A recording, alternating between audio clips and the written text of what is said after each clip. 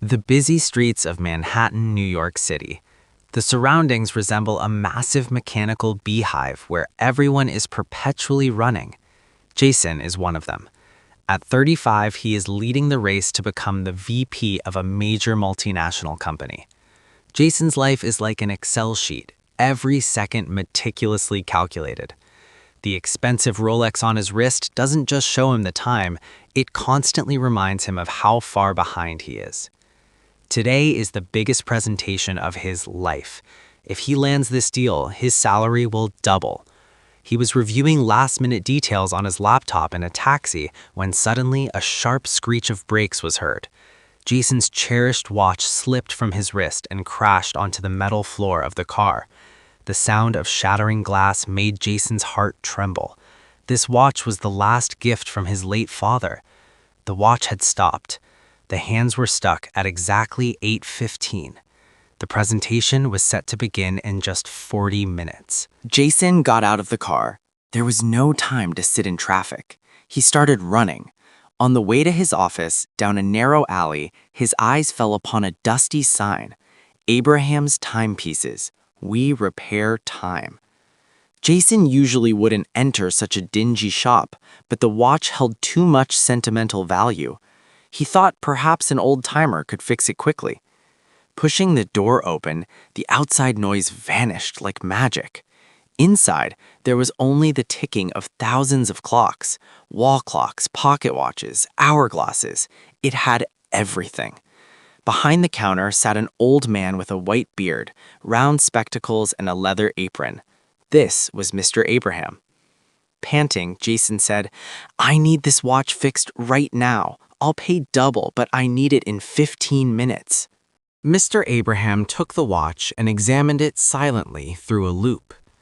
Then, in a very calm voice, he said, "Son, the mainspring is broken. It can be fixed, but not in 15 minutes. You cannot buy time with money."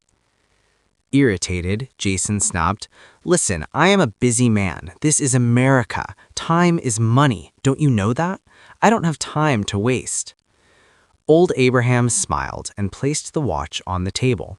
He said, "You young people think watches show you time. Actually, watches show you how much of your life has run out.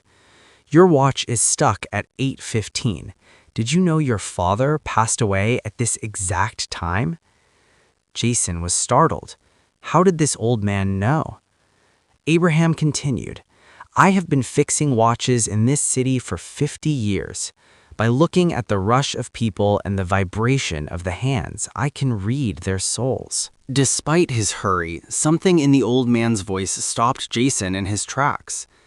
Abraham pulled an exquisitely beautiful wooden clock from the back shelf.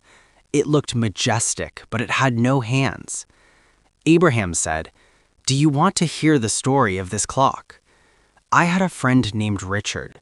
He was very successful, like you, a big tiger on Wall Street. He promised his wife and little daughter that the day he made his first $1 million, he would take them on a trip to Europe. Richard worked day and night. He came to me and ordered this clock. He said, 'Abraham, make me a clock that will remind me how much more money I need to make.' I told him, clocks measure time, not money, but he didn't listen." Abraham continued, "Richard made his first $1 million, but he didn't go home that day. He stayed at the office to catch another big deal. His daughter was looking for her father when she came home from school. Richard told her over the phone, 'Next week, darling, Daddy is very busy right now.' That next week never came.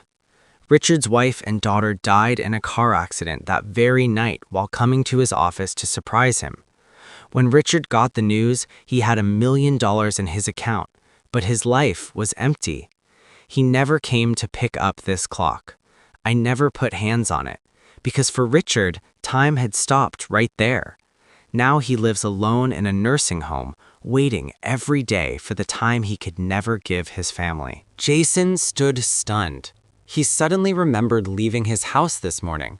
His 5-year-old daughter, Lily, had said, "Daddy, I have my Christmas play at school today. Will you come?"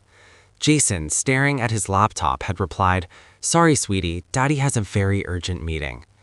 Now Jason looked at the wall clock. It was 8:40. The meeting was in 15 minutes, but his daughter's play was also starting in 20 minutes. Jason felt he was walking down Richard's path. This promotion, this money, could they ever bring back his daughter's childhood moments? He looked at his broken watch. Perhaps his father's watch had broken just to stop him. Jason looked at Mr. Abraham with tears in his eyes. He said, "Will you keep the watch? I will come back later to pick it up. I have to go somewhere very important right now." Abraham smiled gently, as if he knew Jason would say this. He said, "Go, son. I will fix the watch. But remember, a watch can be repaired, but time, once gone, can never be fixed." Jason walked out of the shop. Instead of heading to the office, he hailed a taxi in the opposite direction. The driver asked, "Where to, sir? Wall Street?" Jason smiled, a smile of peace. He said, "No, St. Mary's School, and drive fast. I need to get there before my daughter gets on stage." When Jason reached the school auditorium, Lily had just walked onto the stage.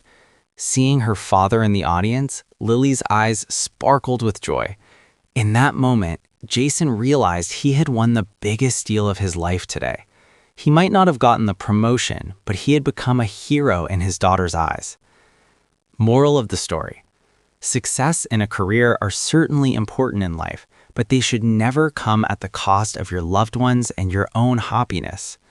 Money, if lost, can be earned again. A broken watch can be repaired, but time and the moments spent with loved ones, once gone, can never be brought back.